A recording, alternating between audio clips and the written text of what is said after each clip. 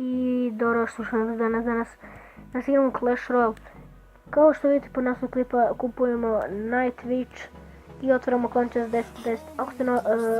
Ako ste novi na kanalu, subite se na kanal, ostavite like i napišite komentare da ste se subali i šerajte prijateljima ovaj kanal. I kao što vidite 39 su klan 25.000 trofeja. Znači uđite u klan, još 10 da vas uđe, to bi bilo super. Znači ako ste manje od arene 7 to je kick. Ljudi, mi možemo da krenemo sa, aj probat ćemo clan chest. Kao što vidite imam i giant chest, ali on mi stoji već tu odavno. Ali čekam magical chest pa ću snimiti jako veliko otvaranje. Ne baš veliko, ali će biti dosta chestova, 6-7 chestova. A 3-4 će biti super, jaka chesta. Idem mi na clan chest 10-10, ovdje ne vjerujem da će biti legendarna, ali dobro. 1620 golda, trebaju mi goldi, 31 minion horde, 8 heala, 70 becova, 19 muski, ako to bude epic bit će legendarna, ja ne mogu da verujem. Ja ne mogu da verujem, ljudi.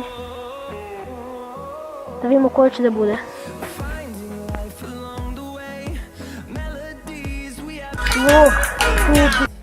Ja ne mogu da vjerujem, 3 legendarne u danu, dobio sam Elektra iz free chesta. I evo sada Night Witch kupujemo i BAM!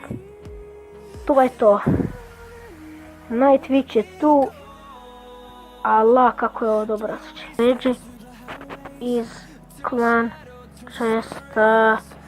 Vidimo ko je aktivan. 3 leđi u danu. Znači ja sam dobio Elektra iz free chesta danas.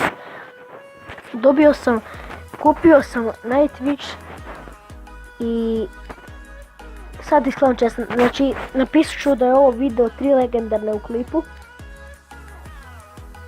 Zato što imat ćete sliku i sve. Ljudi, hvala zašto ste gledali ovaj video, nadam se da ste uživali i vidimo u sljedećoj epizodi. Pozdrav!